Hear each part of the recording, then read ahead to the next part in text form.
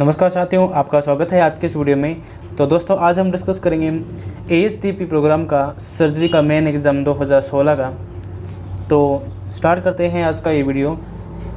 दोस्तों, वीडियो को स्टार्ट करने से पहले यदि आपने हमारे YouTube चैनल को सब्सक्राइब नहीं किया है तो आप इसे जल्द से जल्द सब्सक्राइब कर लें और बेल आइकन को प्रेस करें ताकि आगे आने वाली वीडियो का नोटिफिकेशन आपको सबसे पहले मिले।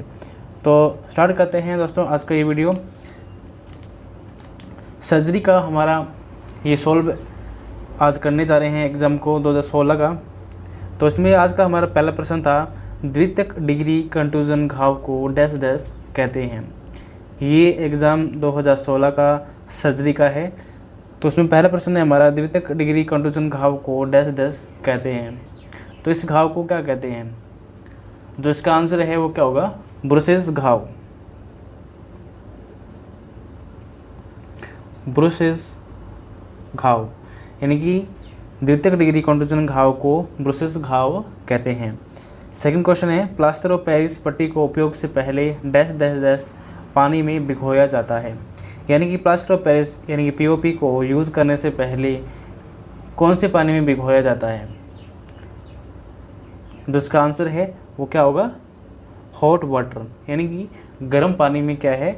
POP यानी कि प्लास्टर ऑफ पेरिस को जो पट्टी है उसे गर्म पानी में भिगोया जाता है। नेक्स्ट क्वेश्चन है, ग्लासवेयर को डैश डैश डैश तकनीकी से निसंक्रमित करते हैं।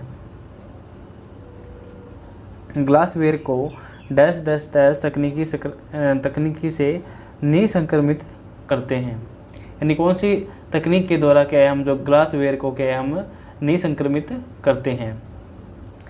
तो जो इसका आंसर है वो क्या होगा? Hot air oven. Hot air oven के द्वारा हम क्या है जो ग्लासवेयर है उसको क्या हम क्या करते हैं? निसंक्रमित करते हैं। नेक्स्ट क्वेश्चन है, घाव में डैश डैश डैश घंटे बाद कीटाणुओं की संख्या में वृद्धि होती है। यानी कि ऐसी कौन सी अवस्था है या कितने घंटे बाद में जो कीटाणु हैं जो क्या अपनी संख्या में वृद्धि करते हैं? तो लगभग क्या है 24 से 48 घंटे बाद।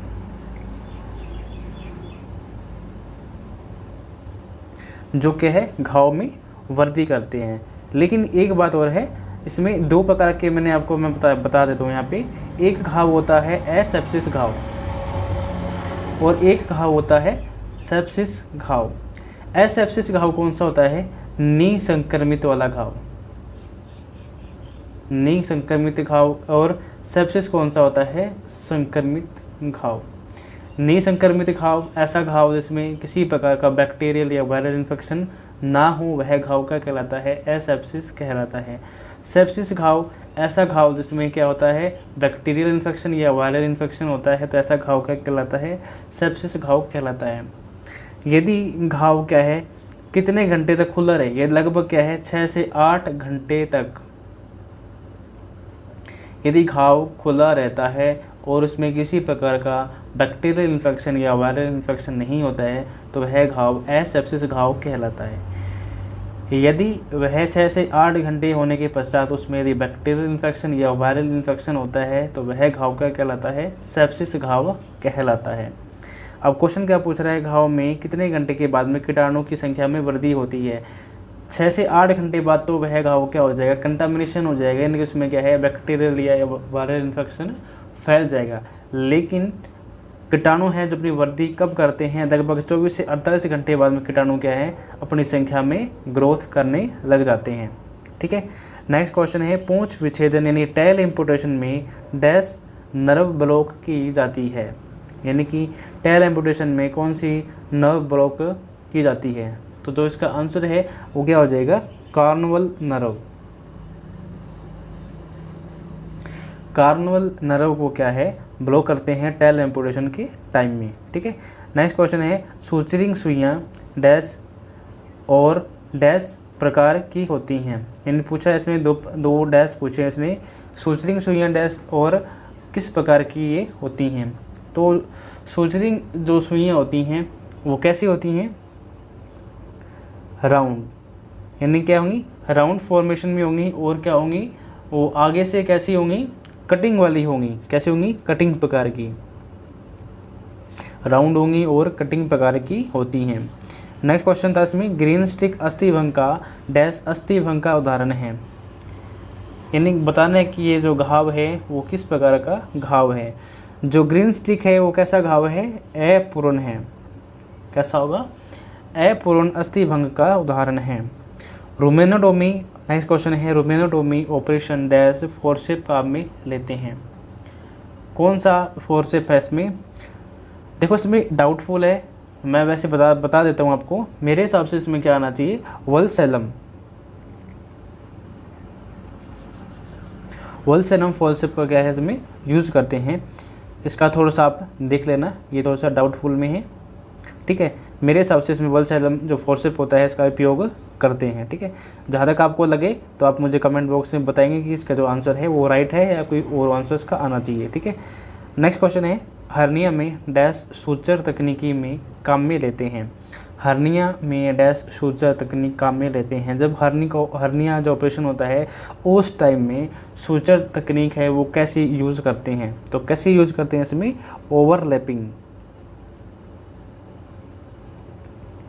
ओवरलैपिंग जो इसमें सूचर तकनीक है वो काम में लेते हैं। नेक्स्ट क्वेश्चन है, बीपी ब्लेड डैश तकनीकी द्वारा निसंक्रमित किया जाता है। इन बीपी ब्लेड को किस तकनीक के द्वारा क्या करते हैं, निसंक्रमित करते हैं। तो जो इसका आंसर है वो क्या हो जाएगा, hot air oven. Hot air oven, तो हॉट एयर ओवन में क्या है, जो बीपी ब्लेड को क्या है हम इस तकनीक के द्वारा क्या करते हैं, निसंक्रमित करते हैं। ये थे रिक्त स्थान वाले जो 10 क्वेश्चन जो एग्ज़ाम में आते हैं खाली स्थान की पूर्ति करने वाले। तो ये 10 क्वेश्चन आपके हो गए हैं। नेक्स्ट क्वेश्चन जो आता है आपका 5 को परिभाषित करना है, यानी ये 5 डेफिनेशन आपको इसमें क्या करनी है, डिस्क्राइब करनी है। इसमें आपको क्या है 8 क्वेश्चन मिलते हैं, 8 में से आपको क्या है 5 का आंसर देना होता है।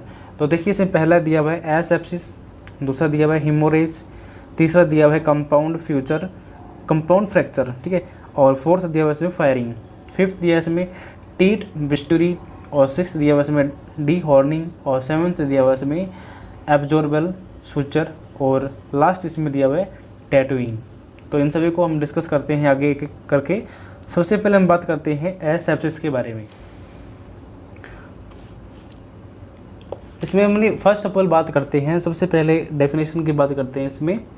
एसेप्सिस,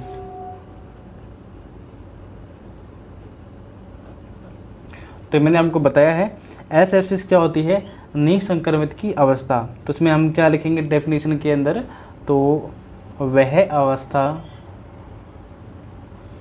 जो संक्रमित रहित है, अर्थात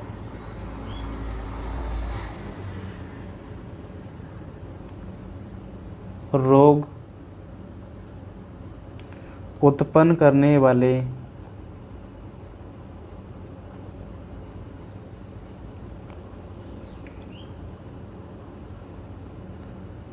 सूक्ष्म जीवियों से मुक्त स्थिति, ठीक है। तो मुक्त स्थिति को ही क्या है, एसेप्सिस अवस्था कहते हैं। तो वह अवस्था जो संक्रमण रहित होती है, अर्थात रोग उत्पन्न करने वाले सूक्ष्म जीवों से मुक्त स्थिति को ही हम क्या है, एसेप्सिस अवस्था कहते हैं। यह हम इसको लिख लेंगे कि 6 से 8 घंटे, या इसको लिखेंगे 6 से 8 घंटे की वह अवस्था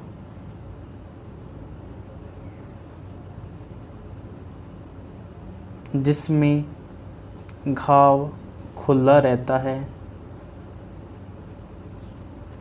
घाव खुला रहता है, उसमें किसी प्रकार का संक्रमण न हो, तो वह अवस्था एसेप्सिस अवस्था कहलाती है। सेकेंड अपने इसमें डेफिनेशन की बात करते हैं, हीमोरेज।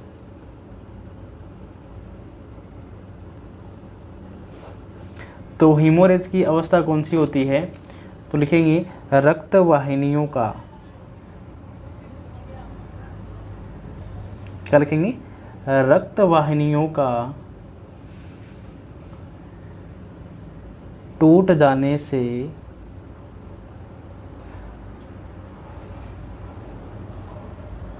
रक्तवाहिनियों से बाहर, रक्तवाहिनियों से लिखेंगे इसको, रक्तवाहिनियों का टूट जाने से रक्तवाहिनियों से क्या होगा, बाहर आना, रक्तवाहिनियों से बाहर आना क्या कहलाता है, हीमोरेज अवस्था कहलाती है। जब क्या हुई, रक्तवाहिनियाँ रप्चर होंगी तो उसमें से क्या होगा, ब्लडिंग जो होती है तो बाहर होगी, तो उसे क्या हम बोलेंगे, हीमोरेज की अवस्था कहते हैं।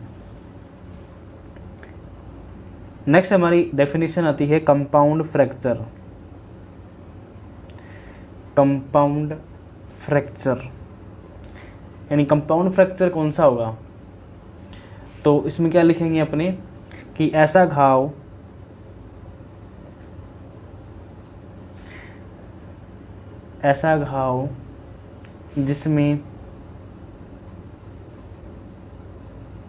जिसमें हड्डी का टूटा हुआ भाग वातावरण के संपर्क में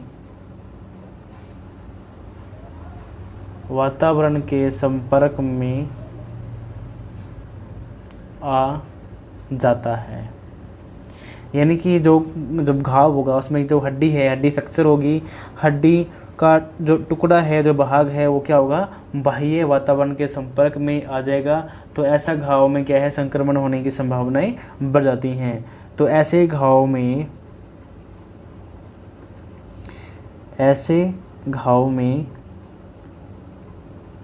संक्रमण की संभावनाएं बढ़ जाती हैं। तो इसको ऐसे लिख देंगे, ठीक है। तो ये आपकी 3 डेफिनेशन होगी, ठीक है। अब हम बातें करते हैं इसके बाद में। देखिए जो हमारी 4th जो है डेफिनेशन वो क्या है, फायरिंग। फायरिंग का मतलब क्या होता है, दागना। इसके ऊपर मैंने पहले से ही वीडियो अपलोड की हुई है, तो आपको इस वीडियो का लिंक आपको डिस्क्रिप्शन बॉक्स में मिल जाएगा, तो आप इसकी वीडियो वहाँ से आप इसको कंप्लीट से देख सकते हैं, ठीक है। तो अब हम इसमें सिर्फ इसकी डेफिनेशन के बारे में बात करेंगे कि फायरिंग क्या होती है, दागना क्या होता है। तो इसमें लिखेंगे कि जब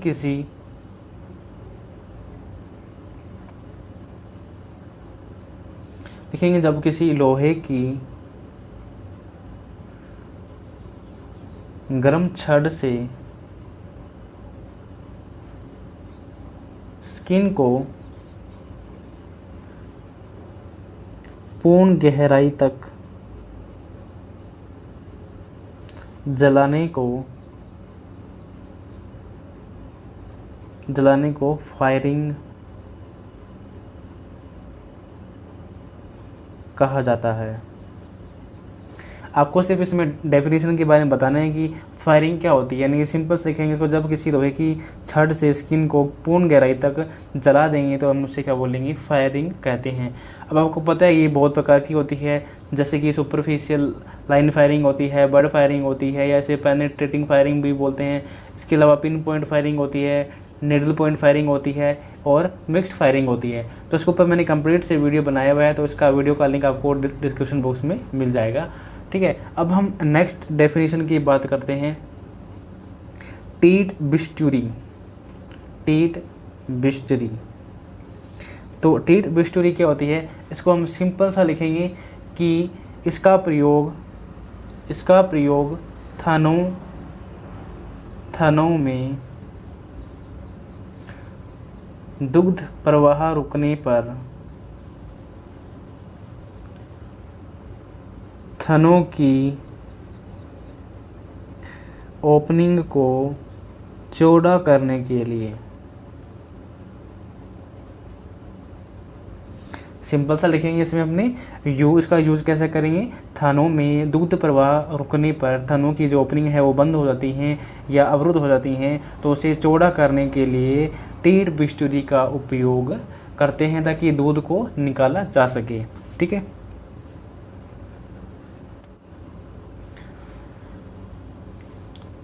नेक्स्ट डेफिनेशन है इसमें डी हॉर्निंग।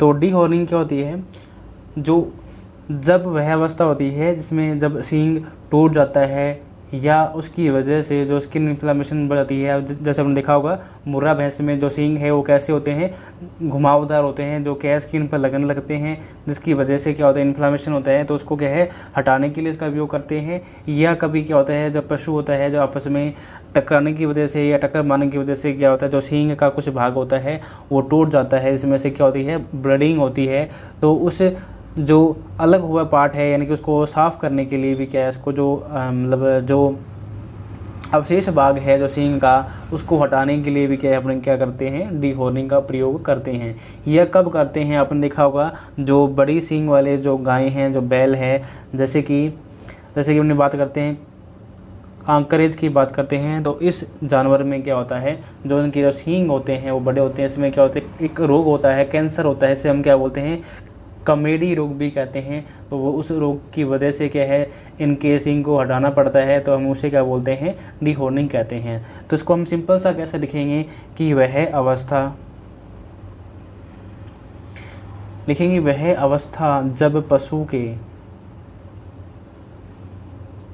जब पशु के सींग टूटने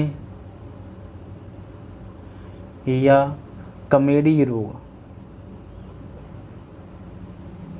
रोग होने पर सींग को हटाना। सिंपल सा लिखेंगे इसको। कमेडी रोग क्या होता है, जो हॉर्न कैंसर होता है, इस स्थिति में भी क्या है, कमेडी एक तरह का पक्षी होता है, इसलिए हम इसे क्या है, कमेडी रोग भी कहते हैं। तो कमेडी रोग होने पर भी क्या है, सींग को हटाना पड़ता है, तो इसे हम क्या बोलते हैं, डी हॉर्निंग कहते हैं। यहीं पर एक कंफ्यूजिंग वर्ड आता है डी बडिंग, इसको भी अपने यहीं कर लेते हैं। तो डी बडिंग क्या होती है, सींग को दागना, बड़ को नष्ट करना। दागना या क्या है, बड़ को नष्ट करना। छोटे बछड़े बछड़ियों में आपने देखा होगा, जब सींग को क्या है, ठपते हैं या उसे क्या बोलते हैं, दागते हैं, गर्म छड़ की वजह की सहायता से, या क्या है, डी हॉर्नर की सहायता से क्या है, उसको दागते हैं। जो बड़ होती है उसको, बड़ को हम क्या करते हैं, नष्ट कर देते हैं। तो लगभग क्या है, 10 से 12 दिन के जो बछड़े बछड़ियाँ हैं उनमें हम क्या है, जो डी बडिंग करते हैं। एक सप्ताह भी लिख सकते हैं इसको, या 10 से 12 दिन की उम्र में क्या बछड़े बछड़ियों में डी बडिंग करते हैं। ठीक है। नेक्स्ट अपनी जो डेफिनेशन आती है एब्जॉर्बल सूचर।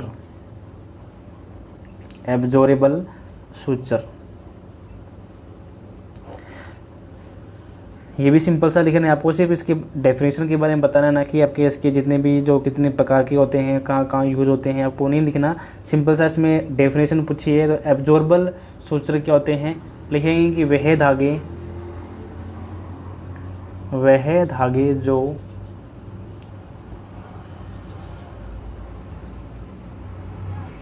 शरीर के द्वारा अवशोषित कर लिए जाते हों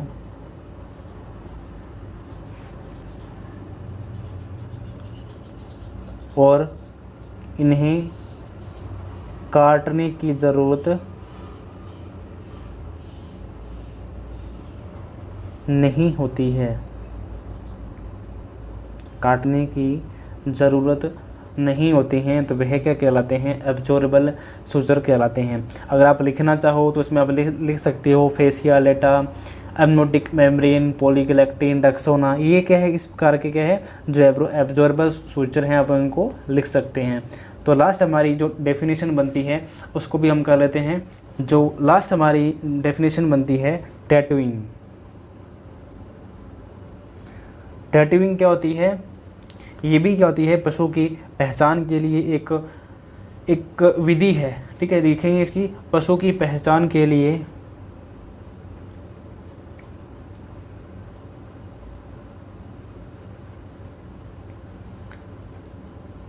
पशु के शरीर पर गोदना जिससे स्थायी आकृति बनती है। जो स्थायी आकृति बनती है उसे हम क्या बोलते हैं, टैटूइंग कहते हैं। तो ठीक है दोस्तों, ये था हमारा आज का टॉपिक, जिसमें हमने सर्जरी के 2016 का हमने सॉल्व एग्ज़ाम किया। इसमें हमने जो रिक्त स्थान वाले क्वेश्चन थे 10 क्वेश्चन हमने वो किए और इसमें शॉर्ट क्वेश्चनों को इसमें हमने हल किया। तो ठीक है दोस्तों, आज के लिए इतना ही, मिलते हैं नेक्स्ट वीडियो में।